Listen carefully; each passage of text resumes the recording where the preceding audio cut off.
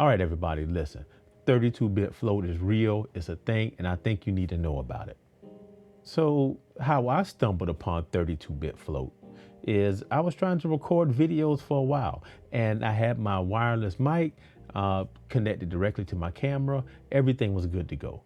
I recorded the video, but when I got back, my levels were too high, way too high, and I couldn't bring it down. Clipping occurred and everything sounded garbled. It was a pure mess. And from that day forward, I invested in 32-bit float. So here's the question. What is 32-bit float? And is it right for you? Let's talk. Let's just make this easy. I'm not an audio expert. I'm just a guy who studied and read some things and pieced together a lot of information. And I want to give it back to you so you don't have to do what I did. Now, I'm going to explain this, and it might not even be technically sound. It might not even be right, but you will understand it by the time I get through.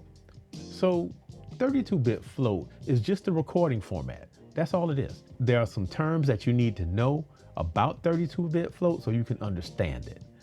Now, the first one is dynamic range. Dynamic range refers to the sound that a recorder can record from the softest to the loudest sound. For example, a whisper is like 20 decibels, but then an ultrasonic bat whistle or whatever, a dog whistle, is 20,000 hertz. So if a recorder can record all of that, that's dynamic range. The next thing is decibels. Decibels refers to the measurement of the dynamic range. It's how loud or soft something is. It's a measurement. Now, the thing about dynamic range, though, that you need to know is that it's affected by the type of equipment you have and the environment. So if you don't have a microphone that can record in a wide dynamic range, having a 32-bit recorder won't even do you any good because it can't even capture the information. And also the surroundings, your environment affects it too. Okay, the next thing you need to know is what clipping is. And the best thing I can take to explain it is, remember at like high school football games, and the announcer would get really excited because the home team is on a straight run to the end zone, and they got so excited and yelled so much in the microphone till you couldn't understand what was being said. That's clipping. So what can cause clipping?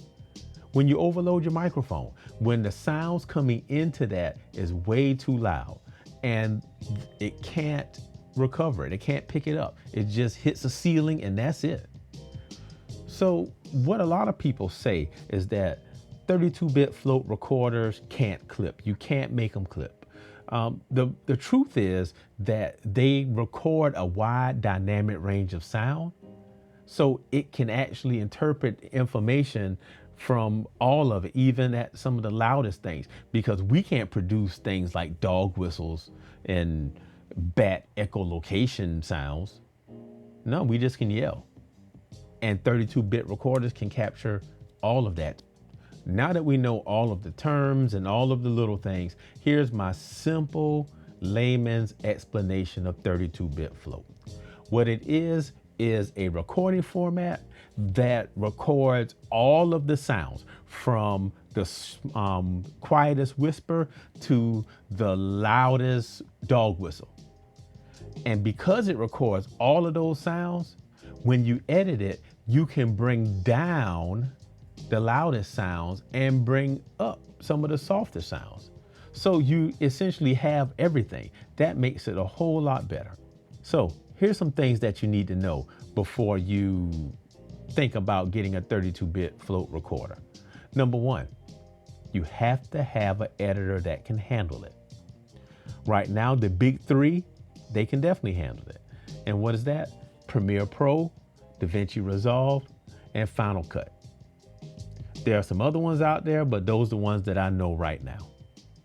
And as a added tip, this is me from last week talking about some things you can do to improve your recording. So if you do get a 32-bit float recorder, it will work to your advantage. Okay, now I know it has all the gain control and the high quality mics and everything like that, but remember, you still have to do your part. So, what do you do? Well, first thing is make sure you're recording in a quiet environment, or at least as quiet as you can get it. You know, if you're in a garage like me, have some rugs on the floor or something to absorb that sound so it doesn't bounce around. And one of my little tricks, I know everyone doesn't like music on videos, but I use music to cover up those sounds. You know, most of them are low frequency anyway. So I play something really low and you can't even hear it because all you hear is the music and me talking. So, hey, it's a win-win. Final question. Do you even need a 32-bit float recorder? And with that, you know what? Only you can answer that question. I can't answer it for you. For me, I was tired of setting levels. I was tired of getting ruined material sound-wise. I was tired of the clipping. When I set a level one time, and you usually can set it and forget it, well, that wasn't quite happening. So I wanted 32-bit float because I got so tired of that. Now, if you're doing professional work and you're recording things for people, yeah, you might want 32-bit float because what that does is make it to where it's one less thing to worry about. You can't mess it up. But keep in mind, 32-bit float recorders do cost money. For me, I bought the Rode Wireless Pro. It has an onboard 32-bit float recorder and it's wireless, all of the above. But as of this recording, it's $399. That's a lot of money. It is. Now, there are some other recorders that may be a bit cheaper, but you have to buy the microphones to go with it that can capture all of the sound, that have a wide dynamic range. And, you know, they're really good. It's just you have to change your workflow. So I wanted something that was all in one piece. Wireless, I can beam it, do what I want to do, and I was done with it. You kind of pay for convenience. But, so here's the deal. Is it right for you? Only you can decide that. Do you want to take the time to learn how to set levels and do that every single time? Go right ahead. If you're tired of that and you don't want to do it, then don't. Buy a 32-bit float recorder and a microphone. So, in a nutshell, that's what 32-bit float is. People, audio folks, don't kill me. I just tried to explain it how I understand it. It may not be right, but it doesn't matter. At least now you know.